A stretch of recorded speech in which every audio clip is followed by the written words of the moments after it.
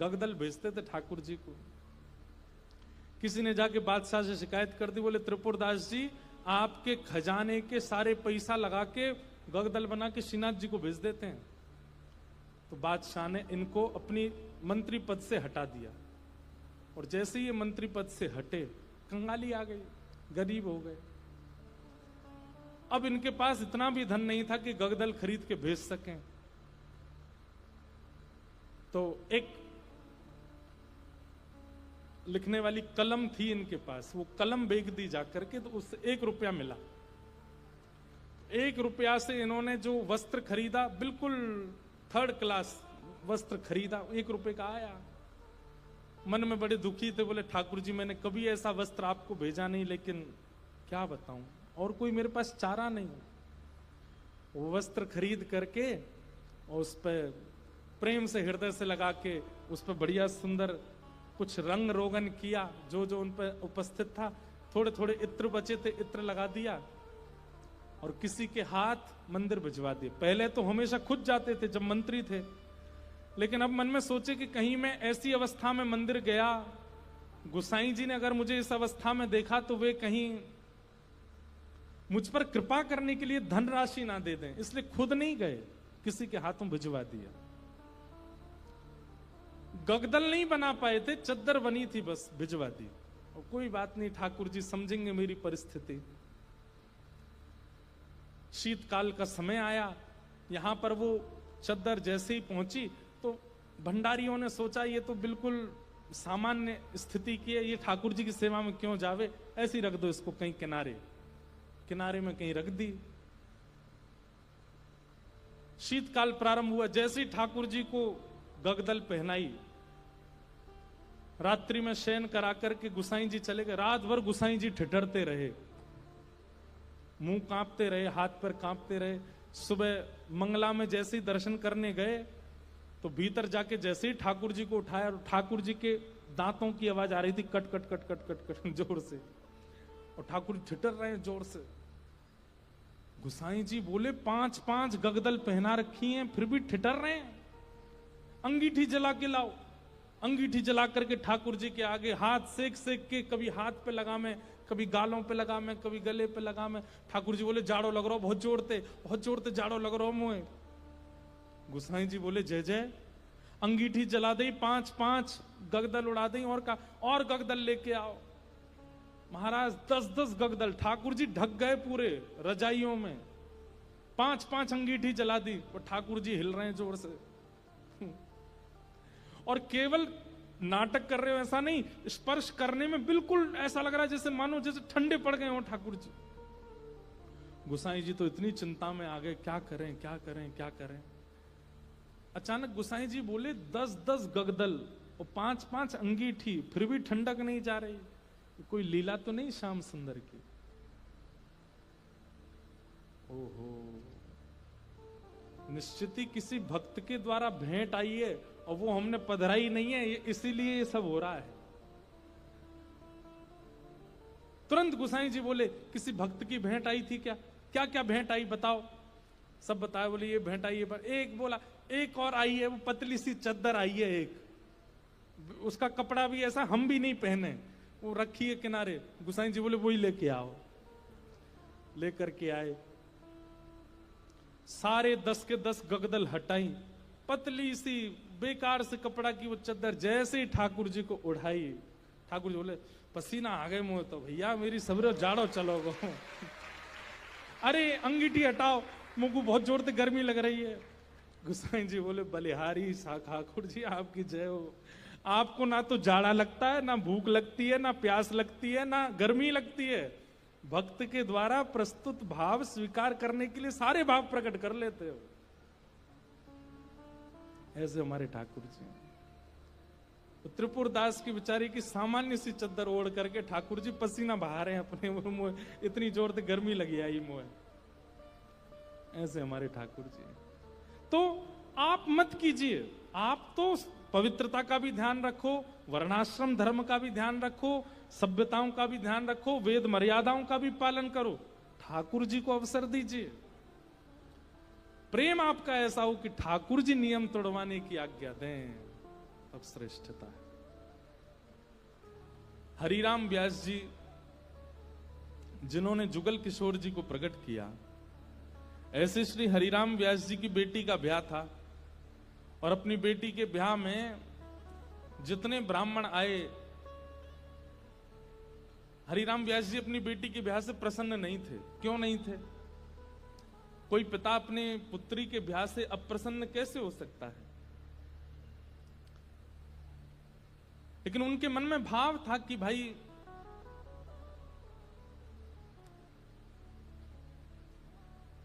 वृंदावन से बाहर क्यों जा रही हो? अपनी बेटी से कह रहे थे कि भाग्य होता है तब वृंदावन प्राप्त होता है, और तुम ब्याह करके अपने पति के साथ विदा होकर के वृंदावन से बाहर जा रही हो, ये मुझे अप्रिय लग रहा है। बेटी ने कहा, पिताजी ये तो स्वभाव है कि बेटी को बाहर जाना ही पड़ता है, और बाहर कहां, जहां पति का घर है वहां जाना पड़ेगा। तो हरिराम व्यास जी बोले, तुम्हारे पास दो उपाय हैं। बोले क्या? या तो पति से कहो कि वृंदावन में घर बना ले, या फिर उसी से ब्याह करो जो वृंदावन में रहता हो।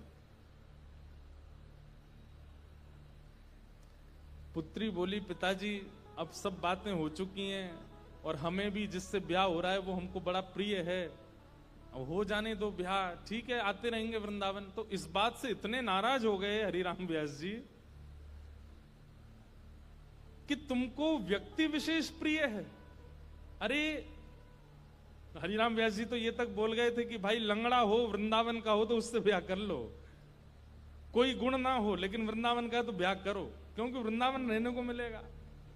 लेकिन तुम और गुणों को देख करके वृंदावन छोड़ करके जा रही हो, ये तुम्हारा सबसे बड़ा दुर्भाग्य है।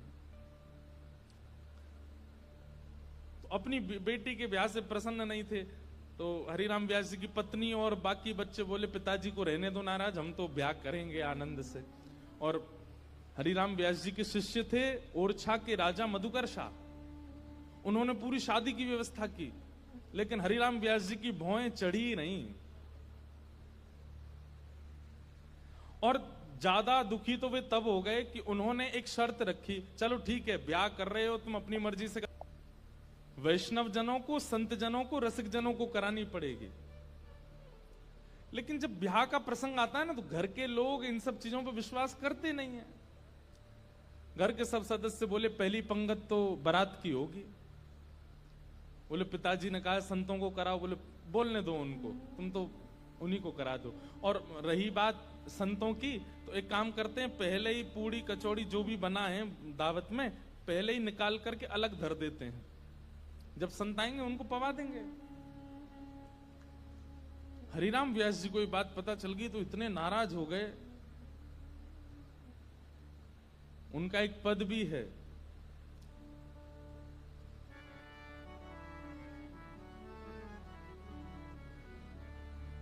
संतन सौ अधिक समधि प्यारे।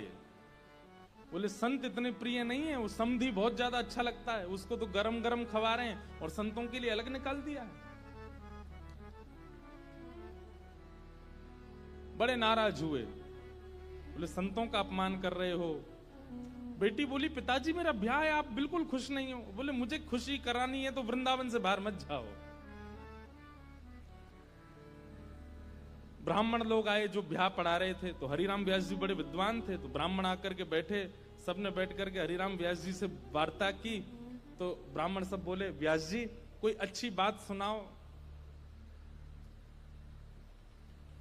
तो हरिराम व्यास जी पद गाने लगे, वे मरे जिन मेरे घर ब्याह पढ़वायो।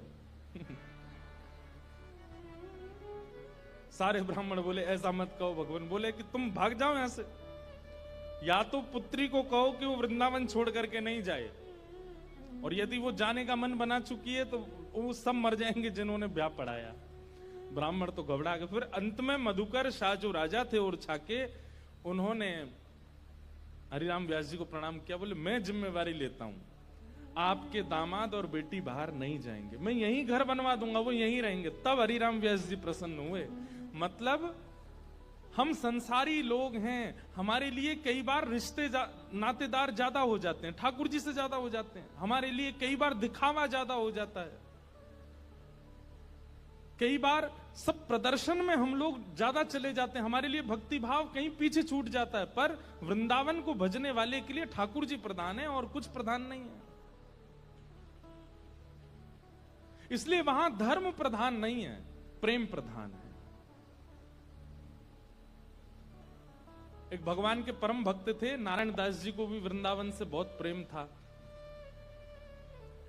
और वृंदावन का प्रेम उन पर लेते, बिंदी लगा लेते, मांग में सिंदूर भर लेते, बड़े बड़े केश कर लिए थे, पैरों में नूपुर पहनते, हाथों में चूड़ियां पहनते और लहंगा पहन करके और बढ़िया सुंदर श्रृंगार करके किसी के सामने नहीं जाते थे। अपने गोपाल जी उनको तैयार करके, उनका श्रृंगार करके उनका भोग लगा के उनके सामने नाचते थे अपने ठाकुर जी के आगे, और किसी को नहीं दिखाते थे, बस अपने ठाकुर जी को दर्शन कराते थे। नाचते थे, गाते थे, रिझाते थे, और फिर नाचते नाचते फिर प्रसादी सिद्ध करते, प्रसादी सिद्ध करके फिर राजभोग करा देते, व्यारू करा देते, कलेऊ करा देते, ठाकुर जी के अष्टाम लीला करते, अष्टयाम भोग धराते, लेकिन नृत्य और गायन ये दो सेवा नहीं छोड़ते थे। लेकिन धीरे धीरे वैष्णवों ने उनको देखना, ढूंढना शुरू कर दिया, लोग उनकी कुटिया में जाने लगे, तो वैष्णवों को तो वो बैठने देते थे, बोले आप सब तो ठाकुर जी के समान हो, आपके सामने तो मैं नाच सकता हूं। सब लोग इधर देखो, ध्यान से, आवाज आ रही है हमारी? नृत्य कर रहे थे। नृत्य की ख्याति ऐसी हुई कि एक बार एक बहुत श्रेष्ठ नृत्य करने वाला व्यक्ति आया, और उसको किसी ने कहा कि भाई हमारे यहाँ एक साधु हैं, वो किसी के आगे नृत्य नहीं करते, ठाकुर जी का एक बार उनके नृत्य देख लो आप। तो बहुत बड़े नृत्य करने वाले ने जब उनका नृत्य देखा तो वो बोला कि महाराज, मैं बड़े बड़े दरबारों में जाकर के नृत्य करता हूं, ऐसा नृत्य मैंने आज तक नहीं देखा। सब लोगों ने कहा, बोले भैया ये ठाकुर जी के लिए नृत्य करते हैं। लेकिन उस नृत्य करने वाले ने किसी बादशाह को खबर करा दी कि वृंदावन में एक महात्मा है, और बोले वो गोपी बनकर के अपने ठाकुर जी के आगे नृत्य करते हैं और गाते हुए नृत्य करते हैं, ऐसा नृत्य मैंने आज तक नहीं देखा। बादशाह के तो मन में आ गई कि मुझे उनका नृत्य देखना है, और प्राचीन काल के राजाओं के मन में आ जाए और वो ना मिले तो वो तो मारने तक आतुर हो जाते थे।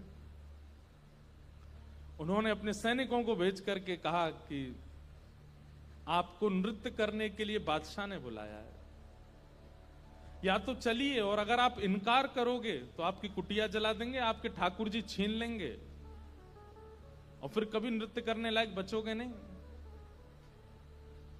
ऐसी स्थिति पड़ गई।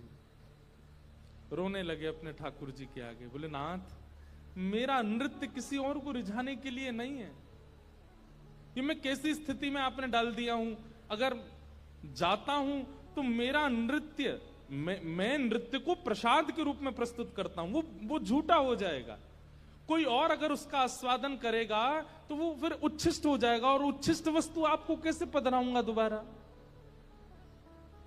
और यदि नहीं जाता हूं तो कुटिया जला देंगे, आपको छीन लेंगे, राजा है ताकतवर है, उसके आगे मेरी चलेगी नहीं। रात भर रोते रहे अपने ठाकुर जी के आगे। इतने में ठाकुर जी स्वप्न में प्रकट हो गए, और स्वप्न में प्रकट होकर के ठाकुर जी बोले, तुमको वहां नृत्य करने में दिक्कत क्या है? बोले मैं आपके सामने नृत्य करता हूं बस।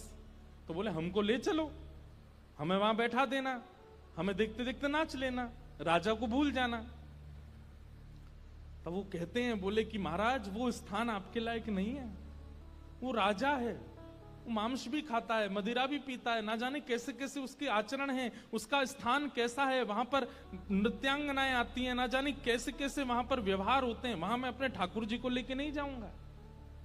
ये वैष्णव का स्वरूप होता है, वो अपने ठाकुर जी के आगे प्रदर्शन को आगे नहीं करता, वो अपने ठाकुर जी की सेवा के आगे एक बार को बड़े से बड़े उत्सवों का त्याग कर देगा, बड़े से बड़े उपाधियों का त्याग कर देगा, लेकिन अपने ठाकुर जी को ऐसे ही कहीं बेक नहीं देता।